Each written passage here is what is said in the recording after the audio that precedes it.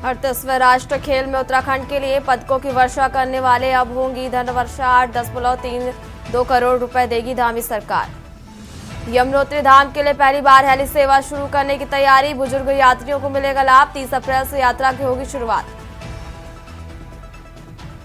उत्तराखंड में समान नागरिक संहिता पर विवाद। जमीयत उलमा ए हिंद ने हाईकोर्ट में स्टे की मांग। 1 अप्रैल को होगी सुनवाई। प्रदेश की अकादमिक और सरकारी वेबसाइट पर हो रहे चीनी हमलों को रोकने के लिए ऑटो सिस्टम लगाने की तैयारी। वन कर्मियों की छुट्टियां रद्द। विशेष परिस्थितियों में ही मिलेगा अवकाश। वन मुख्यालय ने जारी किया है आदेश। विकासनगर के चक्राता वन प्रयाग क्षेत्र में मॉक ड्रिल। ग्रामीणों और स्थानीय लोगों को किया गया जागरूक। मॉक ड्रिल से विभागों की तैयारियों को भी परखा गया। आप देख रहे हैं के न्यूज, खबरों का सार।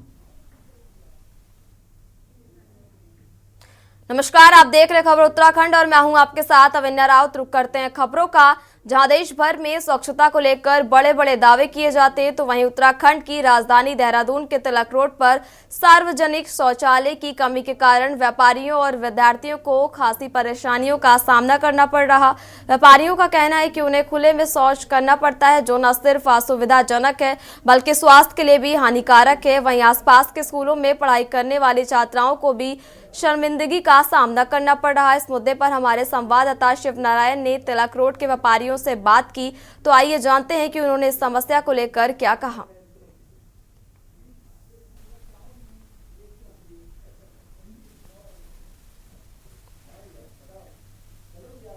मैं इस वक्त मौजूद हूँ देहरादून के तिलक रोड पर, जहाँ पर देश की बात कर लीजिए या प्रदेश की बात कर लीजिए, हर जगह स्वच्छता की ओर पूरा ध्यान दिया जा रहा है। लेकिन वहीं तिलक रोड पर यहाँ के जो व्यापारी हैं वो खुले में शौच जाने के लिए मजबूर हैं और कई बार इन्होंने कई जगह प्रार्थना पत्र भी दिया है और कई अर्जियाँ भी दी हैं, लेकिन इनकी कोई सुनवाई नहीं हुई है।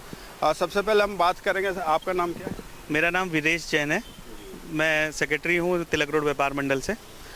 तो सबसे बड़ी समस्या तो हम लोग यहाँ पे झेल ही रहे हैं, जैसा कि आपने बताया ही है कि यहाँ पे लेडीज़ भी आती हैं। शहर का मुख्य बाज़ार है और जनपद से लेकर और भंडारी चौक तक हमारा एरिया आता है। करीब इसमें 150 दुकानदार हैं और सभी की दुकानें बहुत अच्छी चलती हैं। सबसे बड़ी समस्या ये है कि महिलाएँ भी आती हैं, तो शौचालय की बहुत बड़ी दिक्कत है। सबको खुले में ही शौच जाना पड़ता है। चलिए जेंट्स तो हो जाते हैं, महिलाओं के लिए क्या होगा? हमारे यहाँ पे मेन समस्या ये है कि दुकानों पे काम करने के लिए लेडीज़ भी हैं, जिनके लिए बहुत ज़्यादा समस्या है।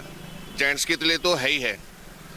हम लोग इतना परेशान हो जाते हैं जब किसी व्यापारी के यहाँ कोई हमारा कस्टमर ही आके पूछता है हमें कि जी यहाँ शौचालय कहाँ है, तो हमें बड़ी शर्मिंदगी महसूस होती है उस वक्त। धन्यवाद। हमारे साथ और भी कुछ लोग हैं जो व्यापार मंडल के अध्यक्ष हैं, वो भी मौजूद हैं। उनका क्या कहना है आइए जानते हैं। मैं नरेश गुप्ता, अध्यक्ष व्यापार मंडल तिलक रोड। तिलक रोड लगभग 1 किलोमीटर लंबा ये रोड है, जिस पर ये सभी तरह की दुकानें हैं और ये मुख्य मार्ग है। यहाँ से जो हनुमान चौक और यहाँ का जो देहरादून का मुख्य मार्ग है, उस पर जाने के लिए, बाजार में जाने के लिए। यहाँ पर 5 स्कूल हैं, जिसमें 2 कन्या भी स्कूल हैं और 3 पब्लिक स्कूल हैं। उनके बच्चे जब आवाजाही करते हैं तो उनको इस तरह की बड़ी परेशानी उठानी पड़ती है, क्योंकि सड़क पर कोई भी सार्वजनिक शौचालय ना होने के कारण और गाड़ियां जो अवांछित गाड़ियां खड़ी रहती हैं, उसके पीछे उसकी आड़ में जो है ना कुछ अप्राकृतिक कार्य करते हैं लोग, जिससे उन महिलाओं को आने जाने में बड़ी असुविधा होती है। और भंडारी चौक तक कोई भी शौचालय नहीं है, यहाँ कोई भी सुविधा नहीं है। कुछ लोग यहाँ गंदगी फैलाते हैं, बड़ी दिक्कत होती है। अब गर्मियाँ आ रही है, इससे बहुत ही बीमारियों का भय रहता है। प्रशासन से हमारी दरख्वास्त है कि हमारी मांगे माने। इसलिए बहुत गंद है यहाँ बाथरूम की बहुत परेशानी है और हम तो यहीं रहते हैं। हमेशा बीमारी का खतरा बना रहता है। हाँ, बीमारियों की जड़ है ये सारी। ये हम रहते हैं, अब गर्मी हो जाएगी या तो यहाँ पूरी स्मेल आएगी। यहाँ हमारा यहाँ रहना मुश्किल, बीमार हो जाएंगे हम। तो इसके लिए कुछ आप विचार करिएगा, यहाँ बाथरूम बनाइएगा। ये थे हमारे साथ तिलक रोड के कुछ व्यापारी जो व्यापार मंडल के, जिन्होंने अपनी समस्या बताई और बताया कि किस तरीके से हमें परेशानी का सामना करना पड़ता है। जैसे ही गर्मी आती है और हमें हमेशा आशंका रहती है कि कहीं बीमारी ना फैल जाए। मैं शिवनारायण अपने सहयोगी कैमरामैन शुभम चौहान के साथ के न्यूज़ इंडिया, देहरादून। रुक करते हैं अगली खबर का। उत्तराखंड आयुर्वेद यूनिवर्सिटी के हरिद्वार स्थित ऋषिकुल और गुरुकुल परिसर में कर्मचारी वेतन की मांग को लेकर विरोध स्वरूप काली पट्टी बांधकर काम कर रहे हैं। यूनिवर्सिटी प्रशासन से नाराज कर्मचारियों ने चरणबद्ध रूप से आंदोलन शुरू कर दिया और इसके बाद कर्मचारी कार्य बहिष्कार करने की योजना भी बना रहे हैं। कर्मचारियों के मुताबिक उन्हें पिछले 5 महीने से वेतन नहीं मिला है, जिसके चलते आयुर्वेद यूनिवर्सिटी के कर्मचारियों के सामने आर्थिक संकट आ गया। अगर यूनिवर्सिटी प्रशासन और सरकार उनकी सुध नहीं लेती है तो वो कर्मचारी को उग्र आंदोलन करने के लिए बाध्य होना होगा।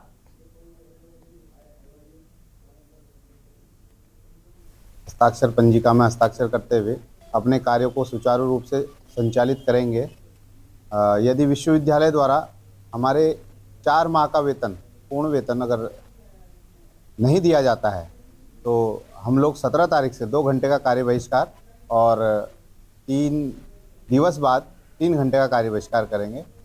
और उसके पश्चात यदि विश्वविद्यालय प्रशासन और शासन इन छोटे हमारे आंदोलन की रूपरेखा को ना समझते हुए, उसको ना देखते हुए यदि कोई उचित निर्णय नहीं लेता है कर्मचारियों के वेतन के लिए, तो हमें उग्र आंदोलन करना पड़ेगा। उसके रवाई घाटी के प्रसिद्ध धार्मिक और ऐतिहासिक स्थान गागनी में आयोजित 3 दिवसीय पौराणिक गंगानी वंशोत्सव कुंड की जातर मेले का विधिवत समापन हो गया। मेले के समापन अवसर पर क्षेत्र के लोक गायकों द्वारा सांस्कृतिक कार्यक्रम प्रस्तुत किए गए और इस दौरान सांस्कृतिक कार्यक्रमों में भाग लेने वाले विभिन्न विद्यालयों के सांस्कृतिक दलों को पुरस्कार वितरित किए गए। साथ ही मेले को सफलतापूर्वक संपन्न कराने में सहयोग करने वालों को जिला पंचायत द्वारा सम्मानित भी किया गया।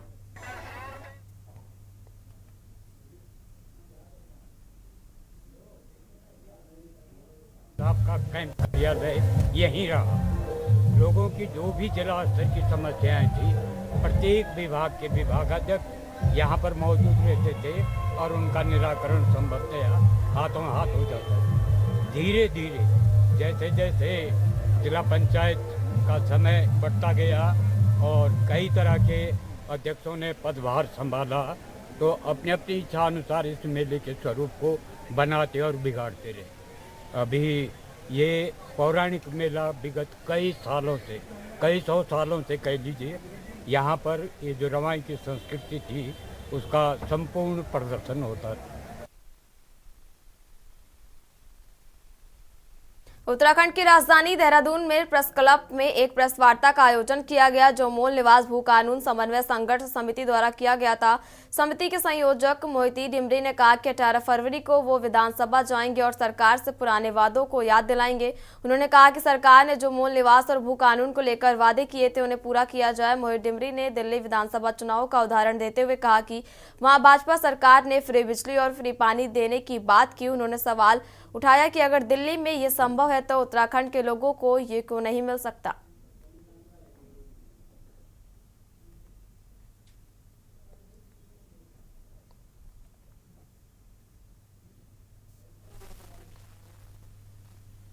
देखिए, भाजपा सरकार की याददाश्त बहुत कमजोर हो गई है और हम उन्हें याद दिलाना चाहते हैं कि आपने जो 2022 में दृष्टि पत्र तैयार किया था, जो आपने जनता से वायदे किए थे, आप उन वायदों को पूरा कीजिए।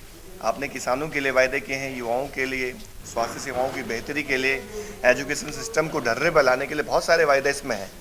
तो हम याद दिलाने के लिए आज ये प्रेस कॉन्फ्रेंस कर रहे हैं।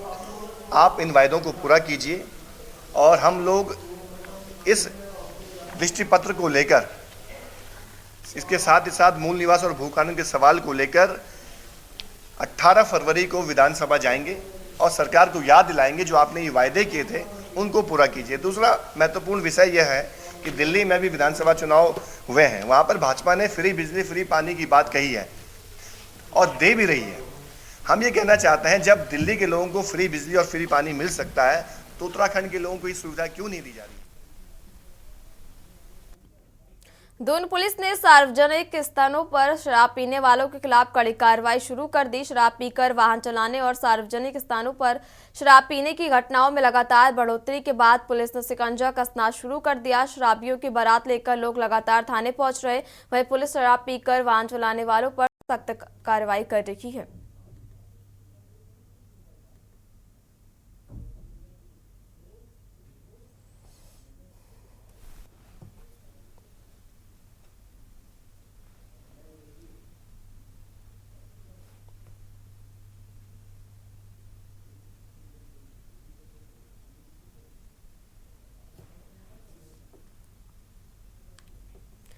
14 फरवरी को पुलवामा हमले की छठी बरसी के मौके पर जहां पूरा देश शहीदों को श्रद्धांजलि दे रहा था, वहीं कालाढूंगी में युवाओं ने सामाजिक कार्यकर्ता बैंग गुप्ता के नेतृत्व में शहीद उधम सिंह पार्क में कैंडल जलाकर पुलवामा के शहीदों को याद किया और उन्हें श्रद्धांजलि अर्पित की। और इस अवसर पर बैंग गुप्ता ने कहा कि देश के युवाओं को हर वर्ष पुलवामा के शहीदों को याद करना चाहिए और श्रद्धांजलि देनी चाहिए।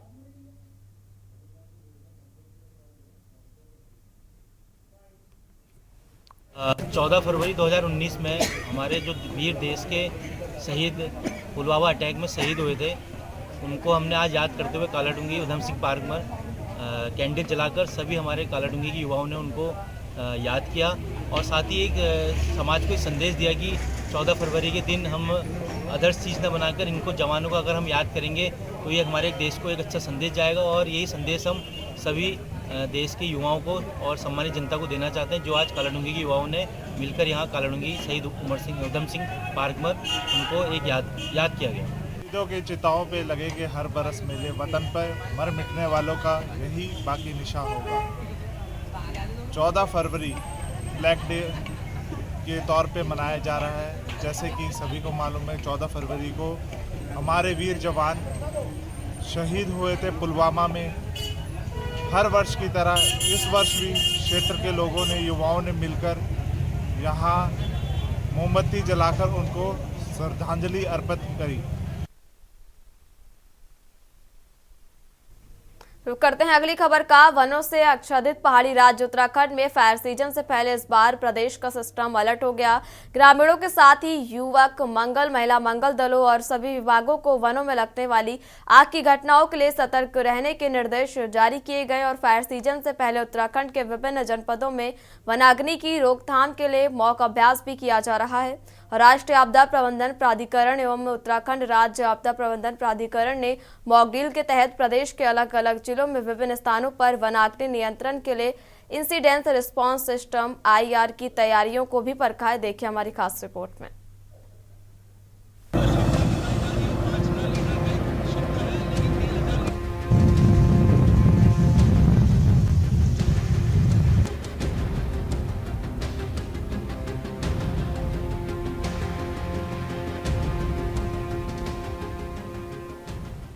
दरअसल उत्तराखंड सरकार वनों को आग से बचाने के लिए चाक चौबंद व्यवस्थाएं जुटाने में पहले से अलर्ट तो हो गई, लेकिन हड़ताल पर जा रहे वन आरक्षी सरकार और विभाग की टेंशन जरूर बढ़ा रही है।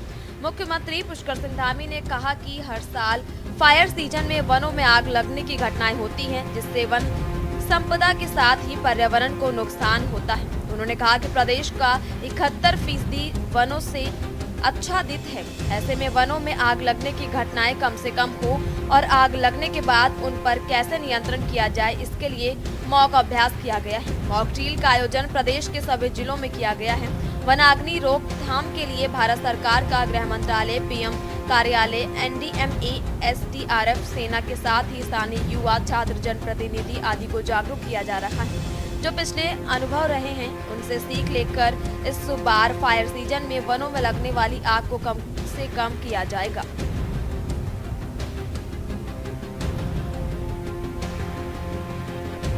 वनाग्नि की घटनाओं लिप्त लोगों के खिलाफ कानूनी कार्रवाई की जाएगी। वहीं दूसरी ओर वन आरक्षियों ने अपनी मांगे पूरी होने तक पूरे प्रदेश में कार्रवाई शुरू कर दिया है और सभी कर्मचारी फायर सीजन में भी कोई काम नहीं करने की बात पर अड़े हुए हैं। आज ये मॉक ड्रिल का आयोजन पूरे प्रदेश के अंदर किया जा रहा है और इसके पीछे पिछले वर्षों की जो वनाग्नि की घटनाएं हुई हैं उसको लेकर भारत सरकार का गृह मंत्रालय, NDMA और माननीय प्रधानमंत्री कार्यालय के विशेष उनके उस पर आज सभी विभागों की मॉक ड्रिल आयोजित हो रही है, जिसमें जिलों के सभी अधिकारी भी जुड़े हुए हैं और आने वाले समय में जो वनाग्नि की घटनाओं पर पूरी तरह से नियंत्रण हो, उसके लिए हमारे सभी स्वयं सहायता समूह, युवा, हमारे छात्र, युवक मंगल दल, महिला मंगल दल के लोग, अन्य आसपास के क्षेत्रों में रहने वाले जनप्रतिनिधि, सभी लोग मिलकर जो है इनके प्रति जागरूकता का अभियान भी चलाएंगे और मिलकर हमारा प्रयास होगा कि जो पिछले अनुभव रहे हैं वनाग्नि के उन अनुभवों से आगे भविष्य के लिए योजना बनाकर कि इस प्रकार की घटनाओं पर पूरी तरह से हम रोकथाम कर पाएँ, उस पर नियंत्रण कर पाएँ। मैनेज कर रहे हैं। जहाँ जहाँ पर भी संवेदनशील इलाके हैं वहाँ पर विलेजर्स को फॉरेस्ट फायर के रिगार्डिंग सारी सूचनाएं दी जा रही हैं और उनको हम अपने नंबर्स भी शेयर कर रहे हैं कि कभी भी ऐसी कोई घटना होती है तो तुरंत स्टाफ को अलर्ट करें और ताकि फॉरेस्ट फायर पे काबू पाया जा सके। तो अभी यही हमारी तैयारियां हैं। आह्वान पे उन्होंने लेटर निकाला था कि 6 तारीख से 10 तारीख तक हम सांकेतिक धरना करेंगे। अपने कार्य के साथ साथ सांकेतिक धरना के माध्यम से धरना किया। उसके बाद हमारा जो 11 तारीख से और 12 तारीख तक था वो हमारे रेंज में था। रेंज में हमने धरना प्रदर्शन किया। उसके बाद हमारा जब मांगे नहीं हुई किसी भी स्तर से, शासन से, ना हमारे विभाग से, किसी भी तरीके से हमारे जो प्रांतीय कार्यकारिणी उससे कोई मिलने का नहीं, कोई सूचना नहीं कि आप लोग आपकी मांगे पूरी की जाए। बिल्कुल हम लोगों को साइड में रखा हुआ है। तो हमें इस मांग को देखते हुए जब हमें साइड में रखा हुआ है तो हम भी अपना पूर्ण कार्य बहिष्कार कर रहे हैं। आज से हमने विकल्प पत्र भरवा दिए हैं प्रत्येक डिवीजन डिस्ट्रिक्ट में जो प्रभाग है उसके हिसाब से, और पूरे प्रांत में, पूरे उत्तराखंड में हम लोग कार्य बहिष्कार करेंगे फायर सीजन का, अगर हमारी मांगे नहीं मानी जाएगी। उत्तराखंड में 15 फरवरी से फायर सीजन शुरू हो जाएगा। हर साल प्रदेश के वनों में लगने वाली आग से भारी भरकम नुकसान होता है। कई जीव जंतु और पेड़ पौधे जहाँ जलकर राख हो जाते हैं, वहीं कई बार आग रिहायशी इलाकों में भी अपनी चपेट में ले लेती है। विगत वर्षों में कई बार वनाग्नि की बेट कर्मचारी और स्थानीय लोगों की भी मौतें की खबरें सामने आती रही हैं। हर साल सैकड़ों वनाग्नि की घटनाएं उत्तराखंड में होती हैं। कई बार तो वनों की आग इतनी भीषण हो जाती है कि एयरफोर्स की मदद भी आग बुझाने के लिए लेनी पड़ती है। पिछले साल ही प्रदेश के जंगलों में लगी आग के लिए एयरफोर्स के विमान की मदद लेनी पड़ी थी। इस साल सरकार फायर सीजन से पहले अलर्ट हो गई है, लेकिन सरकारी मुलाजिम हड़ताल पर जा रहे हैं। वनों की रखवाली से लेकर तमाम मामले में वन विभाग के वन आरक्षी महत्वपूर्ण माने जाते हैं। सबसे पहले स्थानीय लोग इन्हीं कर्मचारियों के संपर्क में रहते हैं। वन विभाग के प्रदेश भर में तैनात वन आरक्षी अपनी विभिन्न मांगों को लेकर हड़ताल पर हैं। ऐसे में वनों की आग पर सरकार कैसे काबू पाएगी, कह पाना मुश्किल है। वहीं भाजपा के अनुसार राज्य और केंद्र सरकार वन कर्मचारियों के हित के लिए कार्य कर रही है। इस संबंध में कांग्रेस सरकार पर ही हमलावर है और करोड़ों रुपए के हेलीकॉप्टर मंगवाकर आग बुझाने की बजाय वन आरक्षियों की और भर्ती की जाए, उनकी मांगों को पूरा किया जाए। हमारे मुख्यमंत्री श्री पुष्कर सिंह धामी जी ने अपने कार्यभार संभाला है, उसके बाद हमारे मुख्यमंत्री जी, वन मंत्री श्री सुबोध उनियाल जी लगातार वन के लोगों के लिए काम लगातार कर रहे हैं। पहले देखिए फॉरेस्ट गार्ड और वगैरह की ड्यूटी इतनी फिक्स नहीं थी, लेकिन अब उनकी ड्यूटी फिक्स की गई है, उनका मुआवजा बढ़वाया गया है और कुछ मामले कुछ ऐसे मामले जिनको लेकर वो हड़ताल पर हैं, उसको लेकर केंद्र सरकार से बात चल रही है, क्योंकि फॉरेस्ट का जो भी मैटर होता है वो केंद्र और स्टेट दोनों मिलकर करते हैं। तो उनसे बात चल रही है। उनसे बात चलने के बाद जो नतीजा निकल कर आएगा वो निश्चित रूप से उनकी भलाई को ही लेकर होगा, क्योंकि लगातार जो कार्य हो रहा है वो सब आम जन को लेकर और विभागों को लेकर, सब चीजों की भलाई को लेकर ही फैसले हो रहे हैं और कार्य हो रहे हैं। और ये मॉक ड्रिल करना और ये जो सारी बातें धामी जी करते हैं, अभी कैबिनेट में भी मीटिंग में उन्होंने वनाग्नि को लेकर के कुछ प्रावधानों पर मुहर लगाने का कार्य किया है। ये सारी बातें महज एक बातें ही रह जाएंगी अगर वो लोग जो एक्चुअल में जिनकी जिम्मेदारी है वनाग्नि को बुझाने की, जो फॉरेस्ट गार्ड्स हैं। तो हम कांग्रेस पार्टी कई बार ये बात सरकार से कह चुकी है कि पहली तो फॉरेस्ट गार्ड की आप भर्ती करिए, दूसरी जो फॉरेस्ट गार्ड को मिलने वाली सुविधाएं हैं जिनकी वो डिमांड कई सालों से कर रहे हैं, उनकी मांग को सुनिए और उनको उनकी डिमांड को जो जिस हद तक भी पूरी हो सकती है उनको पूरी करने का कार्य करिए। आप कहते हैं कि आप आग बुझाने का काम करें, मुझे लगता है अगर वही पैसा सरकार जो है ये फॉरेस्ट गार्ड के अपलिफ्टमेंट में लगा ले, इक्विपमेंट्स के अपलिफ्टमेंट में लगा ले और फॉरेस्ट गार्ड की भर्ती करके उनकी सैलरी में लगा ले, तो जो वनाग्नि की जो घटनाएं हैं ये मुझे लगता है कई प्रतिशत तक कम हो जाएंगी। वन में आग लगना अब लगभग हर बार यही स्थिति हो जा रही है।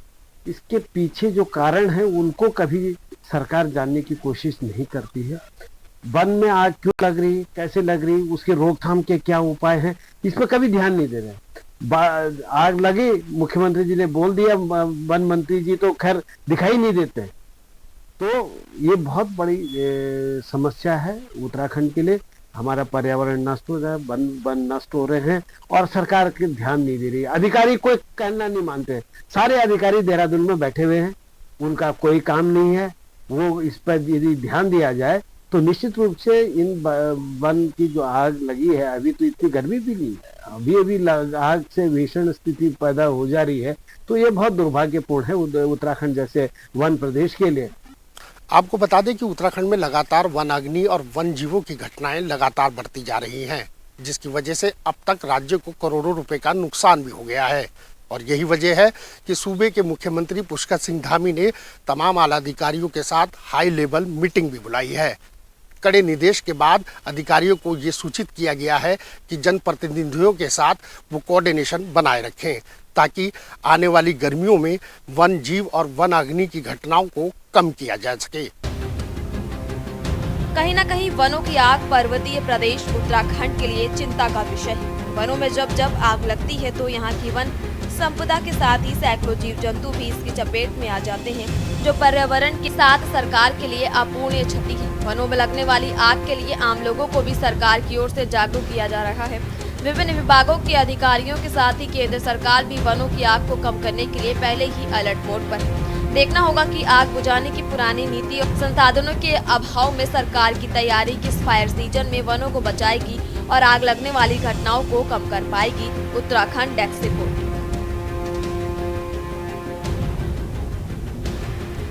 उत्तराखंड की खबरों में फिलहाल इतना ही। आप देखते रहिए के न्यूज़ इंडिया।